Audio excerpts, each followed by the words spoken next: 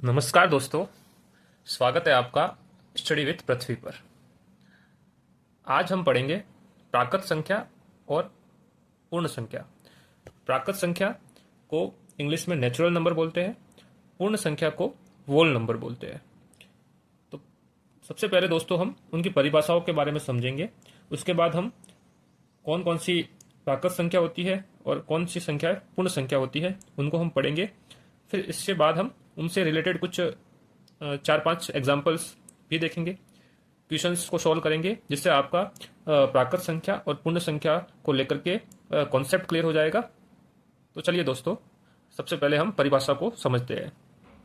प्राकृत संख्या वे संख्याएं जो वे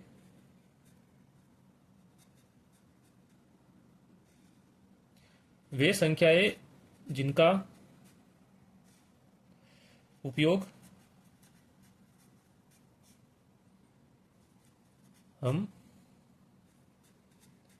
गणना के लिए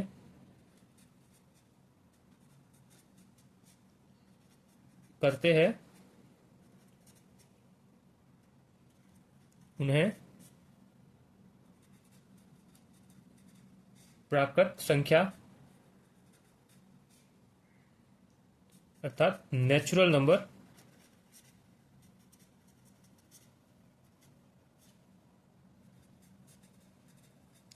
कहते हैं।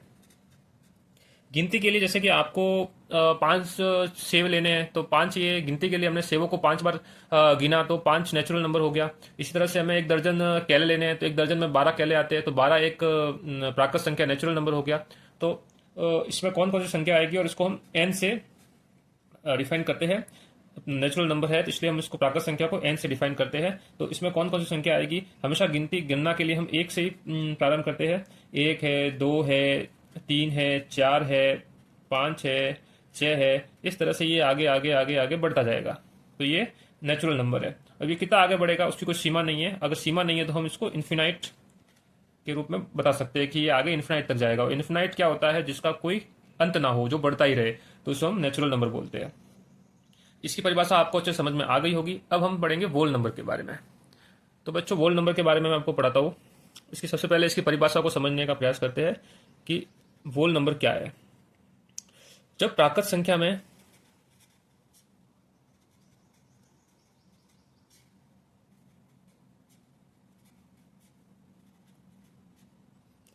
जीरो को भी जोड़ दिया जाता है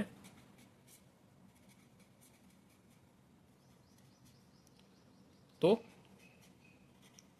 वह संख्याएं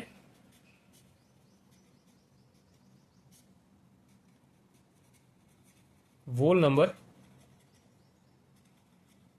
अर्थात पूर्ण संख्या कहलाती है। जैसे कि इसको वोल नंबर बोलते हैं, तो इसको हम W से प्रदर्शित करते हैं। तो W में प्राकृत संख्या में 0 और जोड़ देंगे तो वो वोल नंबर पूर्ण संख्या बन जाएगी। तो 0 है, 1 है, 2 है, 3 है, 4 है। इस तरह से ये आगे बढ़ता जाएगा और ये भी इन्फिनाइट तक चलता रहेगा। इसका मतलब इसका भी कोई अंत नहीं है, ये हमेशा आगे बढ़ता ही रहेगा। तो बच्चों, आपको प्राकृत संख्या और पूर्ण संख्या को आसानी से आपको समझ में आ गया होगा। प्राकृत संख्या जो 1 से प्रारंभ होती है और अनंत तक चलती रहती है, और पूर्ण संख्या है जो 0 से प्रारंभ होती है और अनंत तक चलती रहती है। तो प्राकृत और पूर्ण संख्या में खाली एक 0 का अंतर है, और ये 0 पूर्ण संख्या को प्राकृत संख्या से अलग बनाता है। तो बच्चों, यहाँ तक आपको अच्छे से समझ में आ गया होगा। अब हम इनसे रिलेटेड कुछ क्वेश्चन है उनको सॉल्व करते हैं, जिससे आपका इनके प्रति और भी समझ डेवलप होगी, जो आपको सीखने में और मदद करेगी। तो बच्चों, करते हैं क्वेश्चंस। तो दोस्तों, मैं 5 क्वेश्चन आपके सामने लेके आया हूँ। इन 5 क्वेश्चन को मैं आपके सामने सॉल्व करूंगा, जिससे प्राकृत संख्या और पूर्ण संख्या को लेकर के आपका कॉन्सेप्ट पूरी तरह से क्लियर हो जाएगा। तो लीजिए पहला क्वेश्चन। क्या सभी प्राकृत संख्याएं पूर्ण संख्याएं भी है? क्या सभी प्राकृत संख्याएं पूर्ण संख्या भी है? क्या ऐसा है? प्राकृत संख्या जो 1 से प्रारंभ होती है और पूर्ण संख्या जो 0 से प्रारंभ होती है, तो क्या सभी प्राकृत संख्या मतलब जो 1, 2, 3, 4 जो इन्फिनाइट तक चलेगी वो है? इसी तरह से पूर्ण संख्या मतलब जो 0 से प्रारंभ होगी, 2, 3, 4, 5 इन्फिनिट तक चलेगी। तो बच्चों सभी प्राकृत संख्याएं हैं जो पूर्ण संख्या में आ रही है, तो इसका उत्तर यही होगा कि हाँ, सभी प्राकृत संख्याएं पूर्ण संख्याएं है। सभी प्राकृत संख्याएं पूर्ण संख्या होती है। तो बच्चों ये आपको अच्छे समझ में आ गया होगा पहला क्वेश्चन।